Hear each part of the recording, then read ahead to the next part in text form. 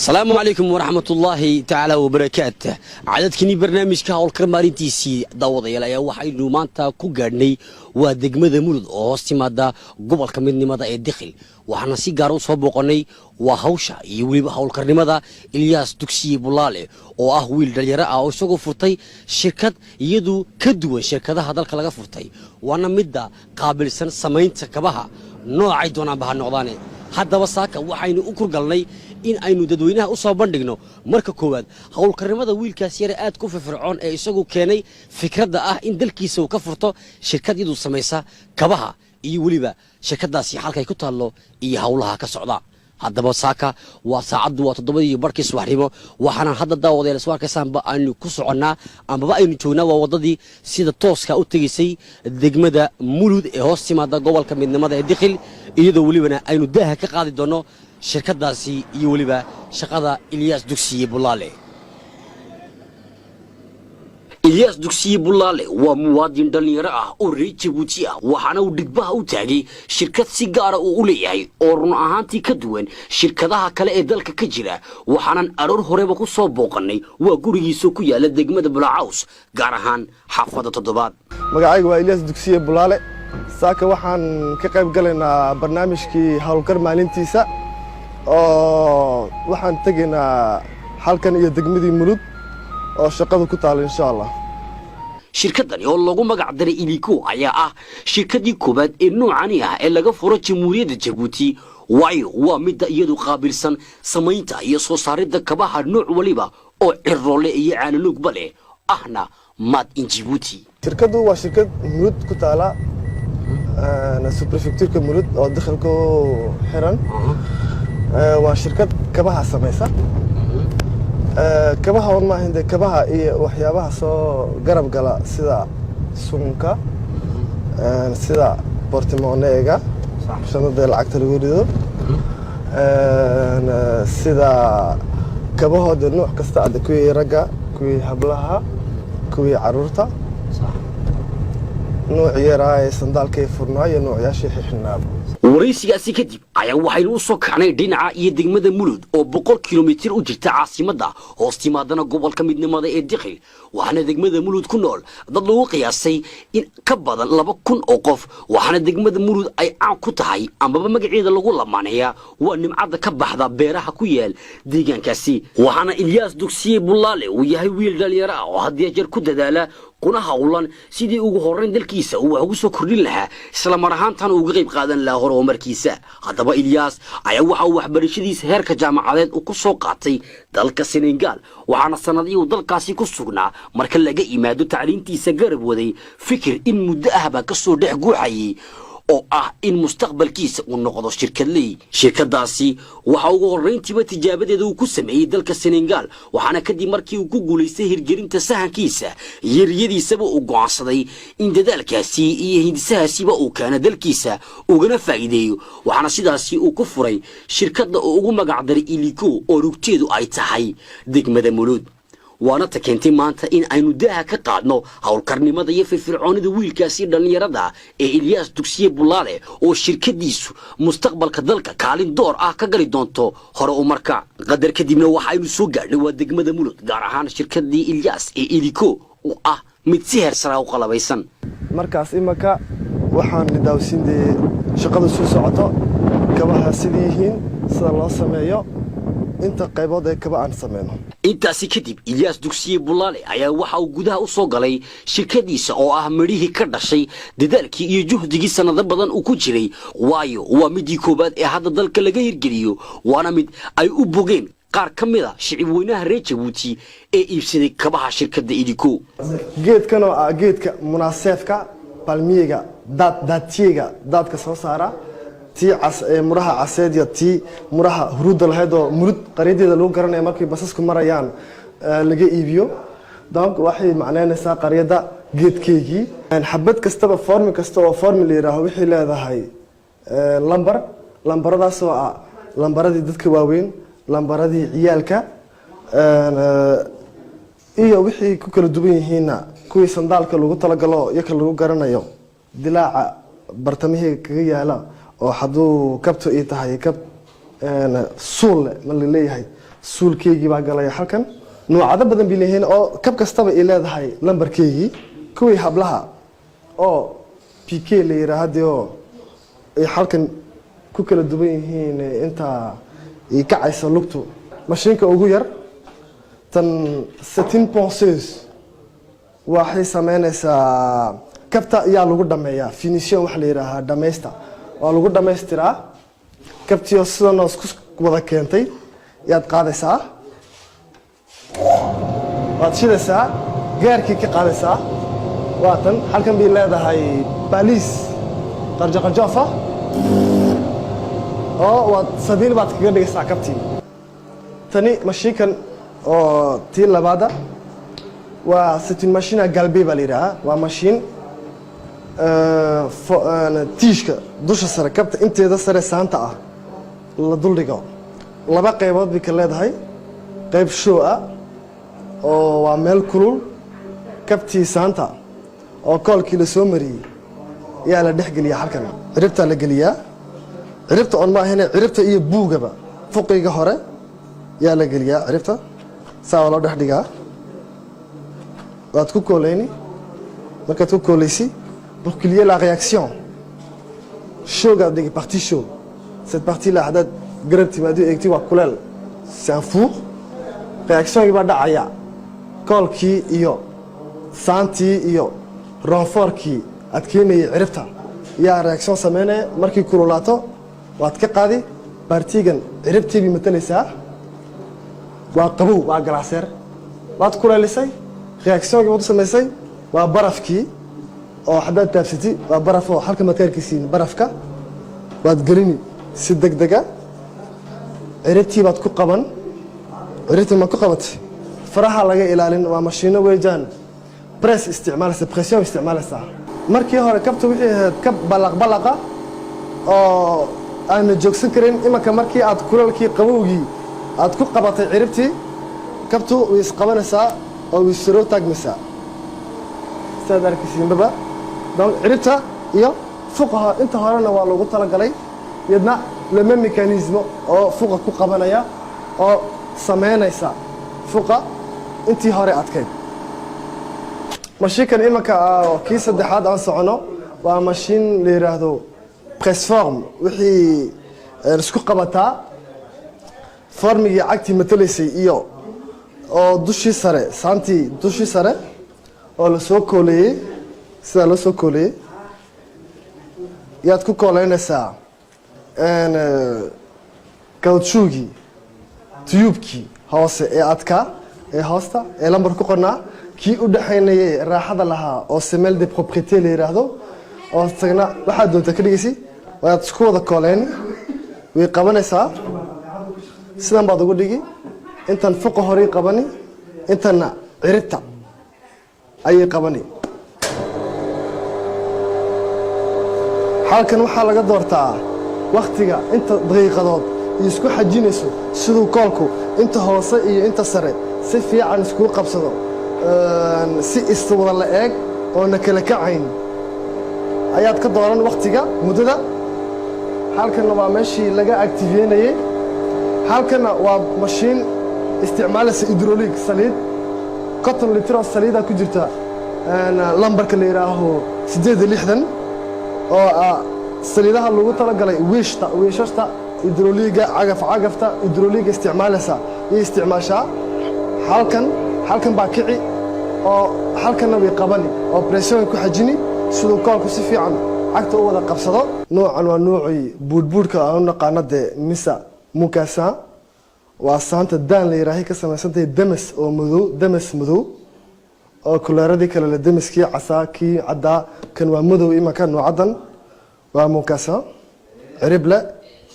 isagoo compensé la yiraahana uu jiraa cirib lahayno isku wada naban noocadan oo kala jirta noocadan qori kama samaysno waa nooc compensé ballerine la oran karayna compensé ballerine oo fuq furan isagoo fuq xiran waad sameyn karaysaa kan imanka kama samaysno qori kii jeerta oo fuqi adka dabadii ciribtii intii hoose yakiyo dhaadheerkoogii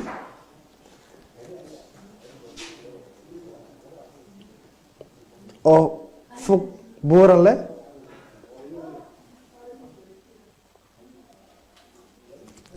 kabuhu oo dee kaba security oo saan ka wada samaysan dee kuwii askarta inay taho dabka iyo wax kasta ay ka celiso koor armey walba waxaa lagu sameynayaa calaabadeedii tani waa tii garda republicanka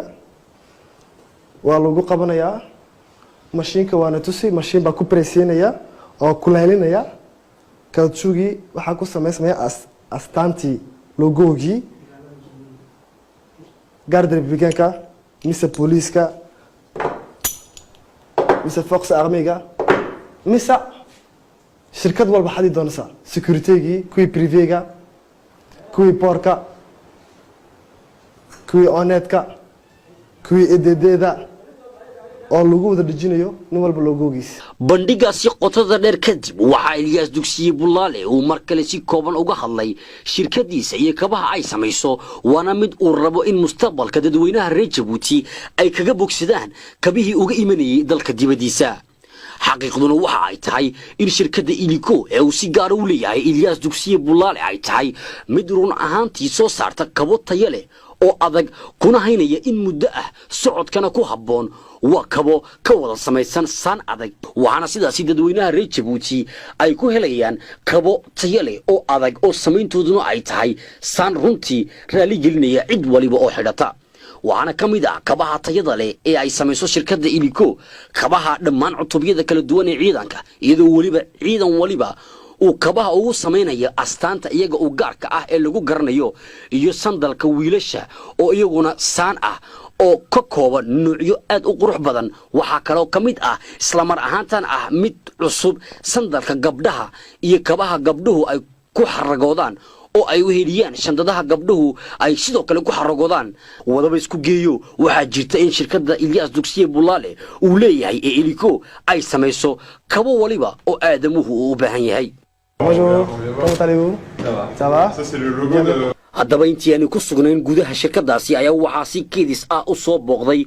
waa ciidamada qalabka sidee dalka Faransiiska ee ku sugan Djibouti oo iyagu go'aansaday in ay xoog ogaal ka noqdaan shirkadani cusub ee Iliko run ahaantiina ciidankaasi ayaa u bogay hawsha iyo dadaalka iyo waliba hindisaha Ilyaas Dugsiye Bulaale waxaana ay la daala dhaceen kabaha si tayada leh ee shirkadda Iliko ay samayso waxaana kadib booqashadaasi indheynta ah ay Ilyaas ku dhiirigeliyeen in dadaalkiisu halkaasi ka sii wado iyagoo ugu ballan qaaday in ay shirkadda dib u soo laami doonaan waxaad isweydiinaysiin kabooyinkan aan tusidee casaanka iyo madowga iyo maariinka iyo saambu ka samaysay aan leeyahay waa kaba samaysanay iyo mashiinadan waaweyn aad arkayseen sidee loo soo sameeyay qaabkee sidee la isku keenay halkeebi ka soo bilaawmatay intaasi kadib waxa uu Ilyaas soo gaaray qayb kale oo kamid ah shirkadda taasoo ah qaybta qaabilsan samaynta kabaha oo ay ku sugan yihiin shaqaalaha kala shaqeeya waxaana hadda uu naga wargelin doonaa qalabka halkaasi yaal oo ah kuwa heer sare ah casrina ah iyadoo oo marka xigta uu shaqaalihiisa kala qayb qaadan doono samaynta kabaha kan baa ii shaqada ka bilaawmataa waxaan waa table de travail baa leeyahay kan baa lagu durduuraa sidaa mashiinadan uga soo horjeedaan mashiinadii oo kala duwan mashiina kudqadii oo kala nuuca oo midba u samaysan tahay talmo u gaara tan oo kale lagu tala galay shandadaha in isaan u dhex gasho shandadii marka la isku keeno shandadii imaka san u samaysan ataban shandadii wada gaargaar ah yaad qabanaysaa waxaa lagu tala galay way ka duwan tahay kuwa gale oo way xaggan bay u dalooshan tahay markaas saan baad u galagalinaysaa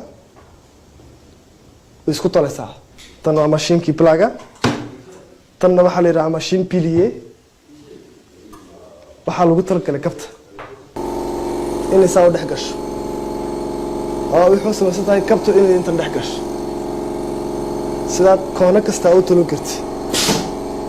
sidaad doonaysaa u talon karti saa bay u talaysaa waa mashiin pilier waa laba aiguille bay leedahay kuwa kale waxaa xabad aiguille tani sidaad arkaysiinba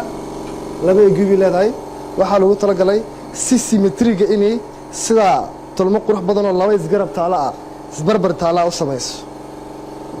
isla intii Ilyas uu ku sugnaa qaybtaasi ayaa waxa mar kale uu soo bandhigay qayb kamida waxyaabaha laga sameeyo kabaha gabdhaha waana qaybta cidhibta iyo waxyaabo kale oo lagu qurxiyo kabaha gabdhuhu ay xidhaan. waa kuwan imaka cirbihii oo kala duwan taalo maniyog loo yaqaano oo kala taayigii leh miisuuradii kala leh ballaadhku iyo wixii kala duwan yihiin otter tan waa cirib taalo ah oo 8 cm tan waa cirib ka gaaban oo kuwan dabix noqon kuwa xafladaha lagu tago ceremoniyaasha ma ahan de cirbo taalo la xiran karay maalin kaste waa kuwa xafladaha iyo lagu tago aroosada kan waa 6 cm kuwan waa kuwa de loo isticmaali karay maalin kaste qaraafiic loo aqaano oo kala gaagaasan oo teero kale loo kala duwan sida haweenaydu hablihiin u doonayaan inay gabadha gaaban u dheeraato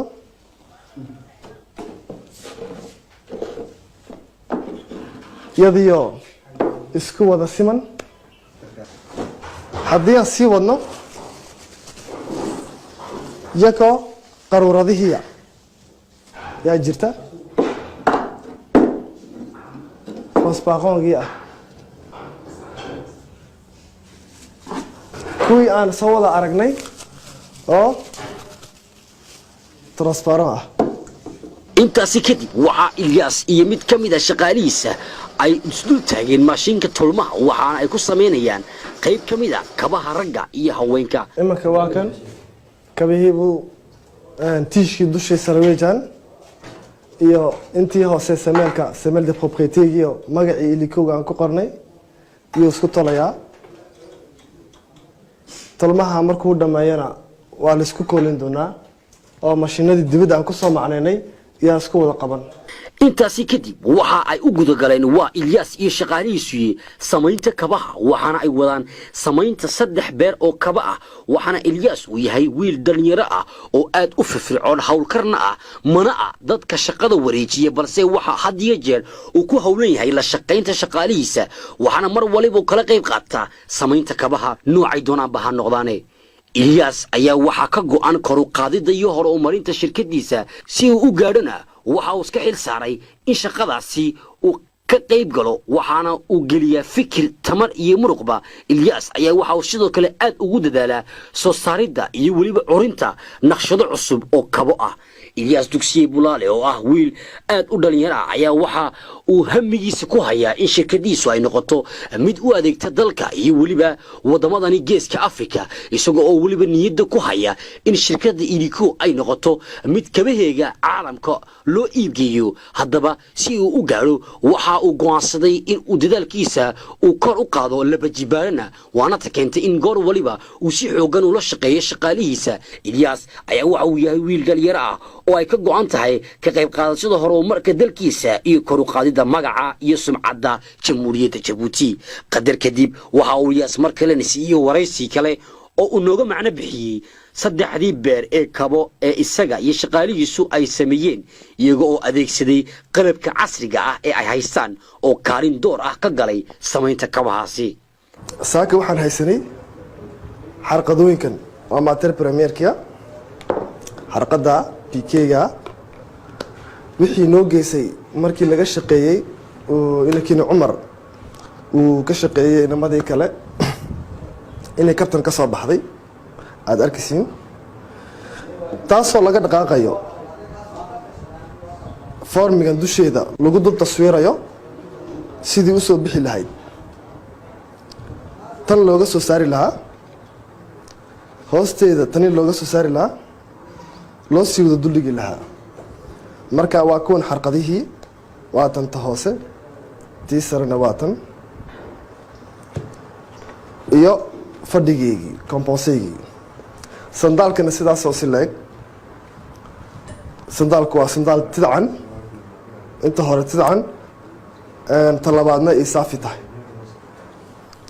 madow iyo caddaan baa isdhex dhigay iyo fadhiga waa madow iyo caddaan imankay haadana dee waxaana tusno oon sidii loo samaysiga siduu socotay iyo wixii lagu sameynayay ee xalkii yaaleen iyo intii yihiinba wuxuu stock bay ku jiraan. intaasi kadib waxaa Ilyaas hadalka uu u gudbiyey Mahdi Dugsiye Bulaale oo ah wiil la dhashay oo isagu ah maareeyaha shirkadda mas'uulna ka ah qaybta ganacsiga.